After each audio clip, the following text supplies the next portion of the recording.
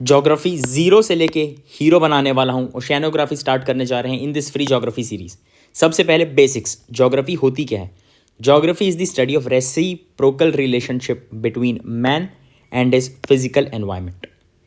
ठीक है, दो टाइप के अप्रोचेज होते हैं, deterministic, possibilistic. Geography is the study of earth as home of mankind. इंसान का घर जैसे हम उसको स्टडी करते हैं, पृथ्वी को। अब देखिए सिलेबस क्या है। Zoning of ocean, salinity and temperature of ocean, global warming and its impact, ocean currents and its influence on coastal climate, types of tides and origin, coral reef and coral bleaching, marine resources and ocean deposit. इसको आप note down कर लीजिए, 2 minute का समय दे रहा हूं जल्दी से।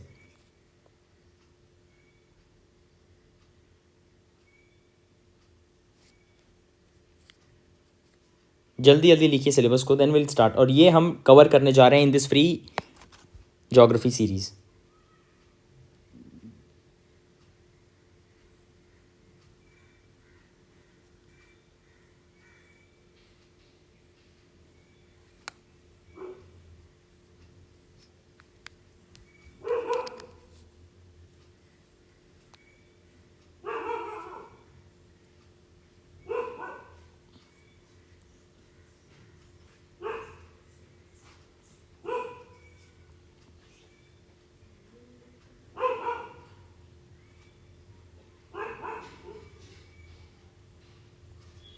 हो गया, लेट्स मूव अहेड। चलिए, जोनिंग ऑफ ओशन। देखिए हमारे वर्ल्ड में कितने ओशंस हैं, कैन एनीवन से? कोई कमेंट कर सकता है? पांचों के पांचों oceans. There are 5 oceans, namely बताइए। Pacific, Atlantic, Indian, southern and Arctic. ठीक है, डन। चलिए अब देखिए, sea is a part of ocean with distinctive wave pattern. अब देखते हैं, हम लोग डिस्कस करने जा रहे हैं क्या क्या डिफरेंट टाइप्स के जोन्स होते हैं। पहला है पेनिट्रेशन ऑफ सन रेज, कितना डीप तक जा सकती है। ये हमारा सी फ्लोर है, ठीक है, ये सी है, ये ओशन है।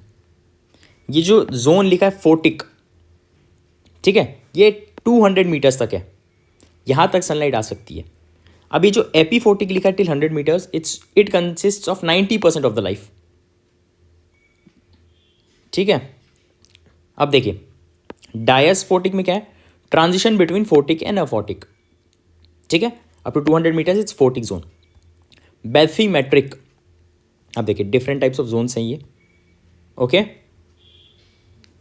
लिटरल जोन है अप टू दिस, फिर सब लिटरल जोन है अब यहां से यहां तक, फिर बेंथी जोन है 200 मीटर से 4000 मीटर्स, 4000 6000 एबिसल, 6000 के बाद है हेडल जोन। अभी है क्या, अब आप बोलेंगे सर ये है क्या। देखिए littoral zone is between high water tide HWT and low water tide LWT। Ecosystem mangroves और intertidal forests. Mean between HWT and LWT। HWT LWT क्या है, high water tide and low water tide, is called sea level.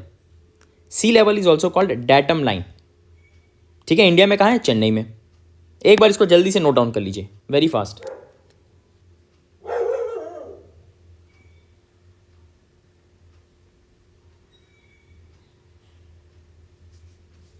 चलिए हो गया, let's move.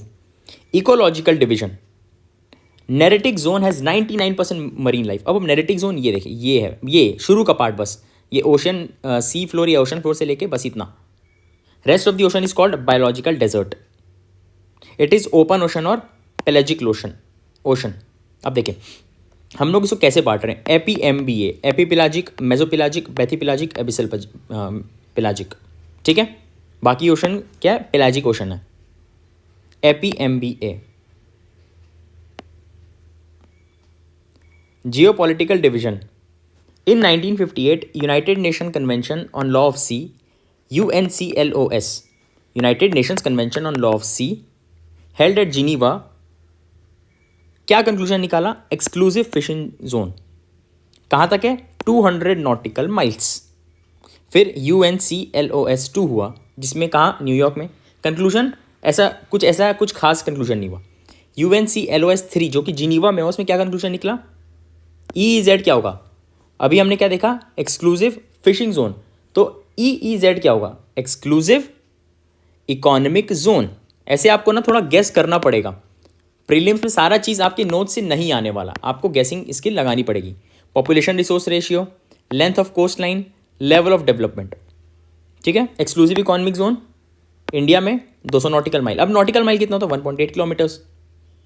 ठीक है। Road पे 1.6 kilometre. हम लोग सी की बात करें, 200 नॉटिकल माइल। एक बार जल्दी से नोट डाउन दिस, फैक्चुअल है।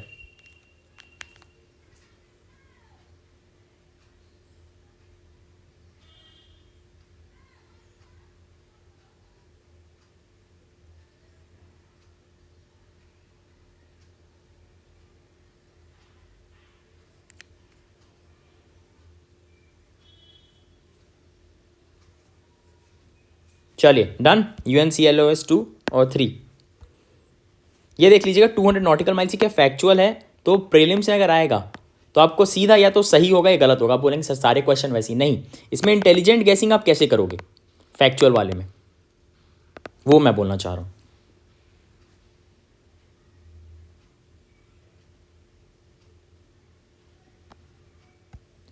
India is demanding 350 nautical miles.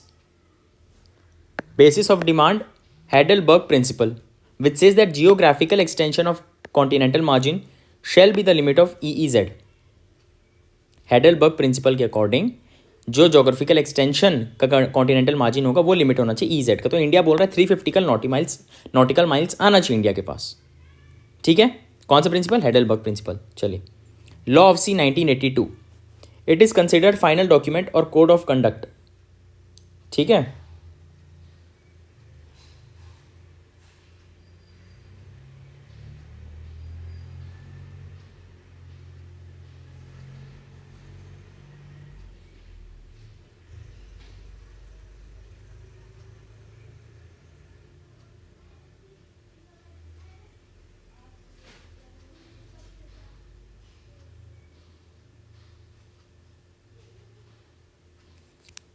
चलिए, law of sea 1982, it is considered final document और code of conduct for all signatory countries.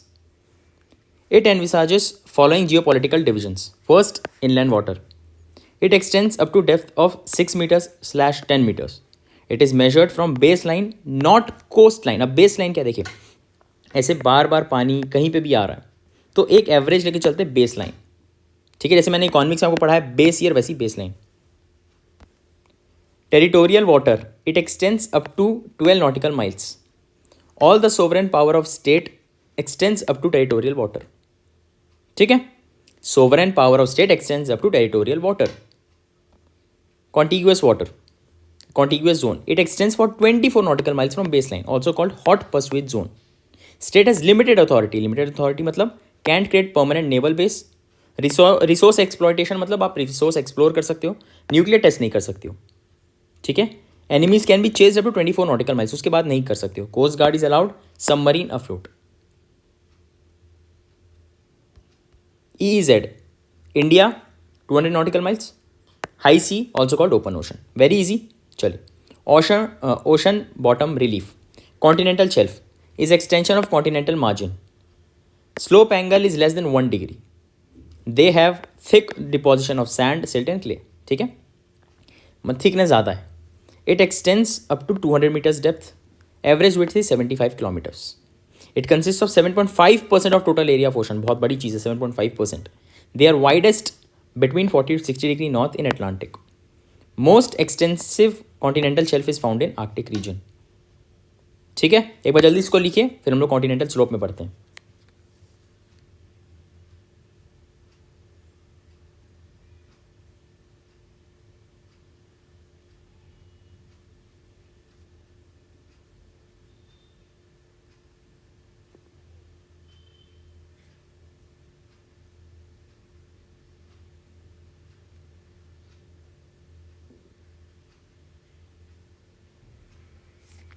चलिए, continental slope. Continental slope consist of 8.5% of ocean realm. Slope angle 3 to 5 degrees, but it can be as steep as 25 to 40 degrees. मतलब generally 3 to 5 degrees रहता है, but 25 to 40 degrees भी हो सकता है. It extends up to 2000 fathoms. 1 fathom is 6 feet or 3660 meters. It is widest along the convergent plate boundary and narrowest along the eastern coast of North America. It has mobile sediments, hence erosional feature. मतलब हिलते रहते हैं sediments. They are moving, mobile. Continental rise is a depositional feature where continental crust and oceanic crust meet. It marks the end of continental margin.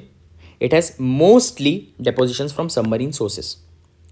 It has transitional zone, deposits from continents and oceans. Point where continental crust and oceanic crust meet.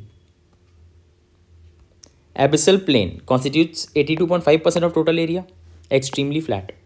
Slope angle is 0.001 degrees. Converted with oceanic deposits called pelagic deposits, which consists of red clay and ozone.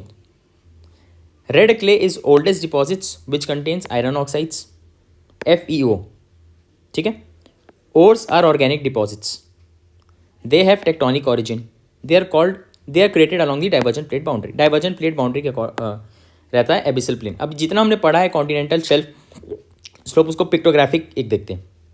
देखिए ये continental, ठीक है. उसके बाद oceanic crust चालू और oceanic shelf. Continental shelf, अच्छा नहीं, ओशियानिक क्रस्ट यहाँ है, ये भी कॉन्टिनेंटल क्रस्ट ही है. Continental shelf, continental slope, continental rise, abyssal plain. ठीक है. 0 to 200 meters, 200 to 3660 meters, 4000 meters, 6000 meters, and destroyed along convergent plate boundary. इसके 4 फीचर्स होते हैं. देखें चलिए. Oceanic ridges, they are mountainous features marked by volcanism located along divergent plate boundaries. Basins, they are 4000 to 6000 meters deep segments of ocean floor surrounded by ridges. Trenches are V-shaped deep formations found along convergent plate boundary. Deeps are deepest part of trenches. ठीक है. जल्दी से इसको एक बार note down करिए, then will move ahead.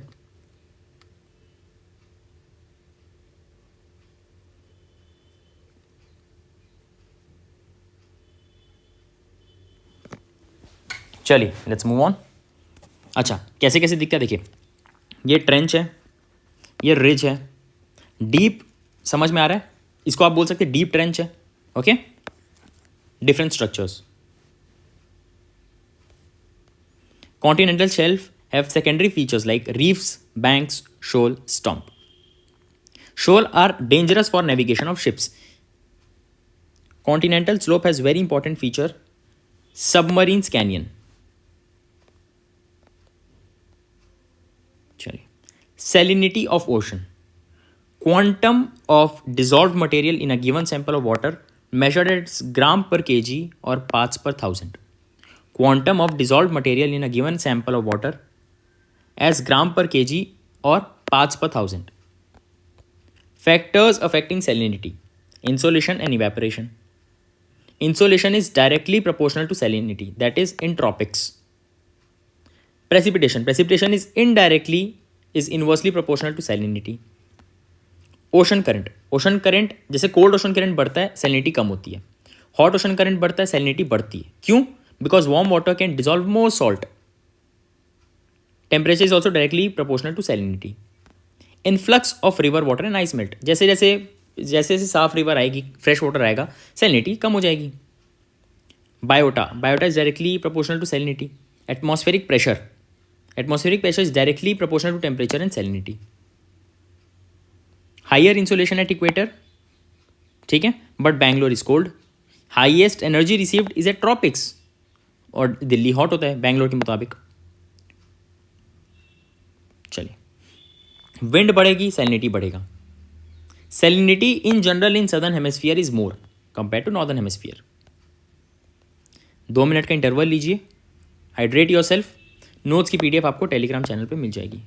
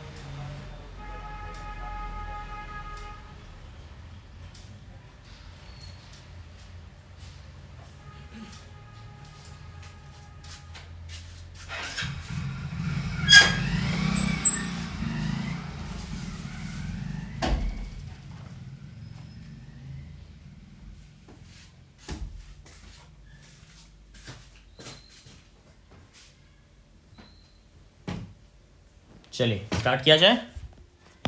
Did you mark your attendance in the first comment? एक बार जल्दी से कमेंट करके आइए. I will read every comment. मैं सारे कॉमेंट्स पढ़ने वाला हूँ. जल्दी से रीड करके आइए. लिख दिया आप सबने? चलिए. Distribution of salinity. Hemispherical. Average northern hemisphere has 34.5 parts per thousand. Average southern hemisphere has 35.5. Northern hemisphere has more land masses and influx of river water, glacier, which produces dilution effect. Southern hemisphere has less land masses and higher rate of evaporation. पानी उड़ जाएगा, salts बच जाएंगे. Latitudinal. अब देखिए latitudinal में कैसा होगा. 31 to 33%, 33 to 34%, 36 to 37%. सबसे ज़्यादा कहाँ दिख रहा है? 37%, 25 डिग्री नॉर्थ. 37%, 25 डिग्री नॉर्थ में. ठीक है, ये ऐसे ऐसे चलेगा. This is the curve of salinity. Just go through this once, then will move ahead.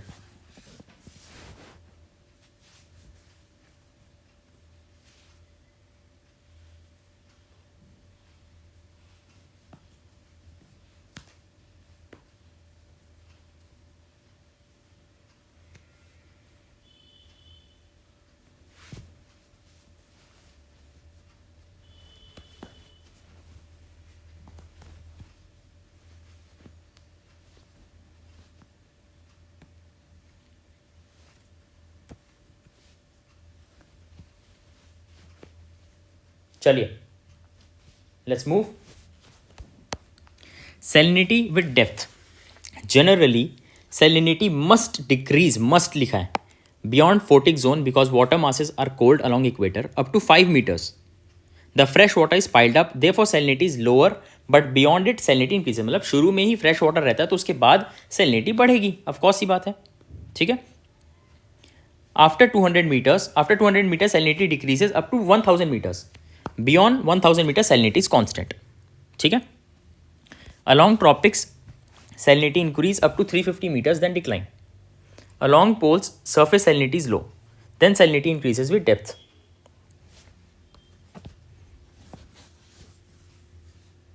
अब देखिए 0 से 200 meters, फ्रेश वाटर थोड़ा हो रहा है, 37%, 35, 31 ऐसे जा रहा है. After 1000 meters is constant. इसको बोलेंगे tropic halocline, equatorial halocline. Halocline मतलब सॉल्ट वेरिएशन. फिर polar halocline. Along poles surface salinity is low, then salinity increases with depth. Temperature of ocean. Heat refers to quantum of energy, while temperature is its measurement or degree of hotness or coldness. Distribution of temperature. Along equator, insolation is 100%, hence temperature is highest. Along 20 degree north and 20 degree south, temperatures are 23 degrees because insolation is 90%. Along 40 degrees north and 40 degrees south, temperatures are 13 to 16 degrees because insolation is 75%. Along 60 degree north and 60 degree south, temperatures are 2 to 3 degrees because insolation is 60%. Along polar, temperatures are minus 1.3 to minus 1.8 degrees.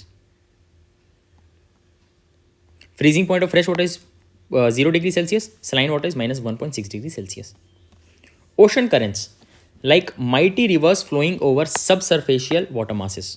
Ocean currents are like mighty rivers, जो कि subsurface water masses flowing over them. Ocean currents are horizontal movement of surfacial and subsurfacial water over long distances in a fairly defined direction generated by frictional drag of planetary winds. Oceanic movements क्या है? Horizontal movement है of surfacial and subsurfacial water over long distances in a fairly defined direction generated by frictional drag.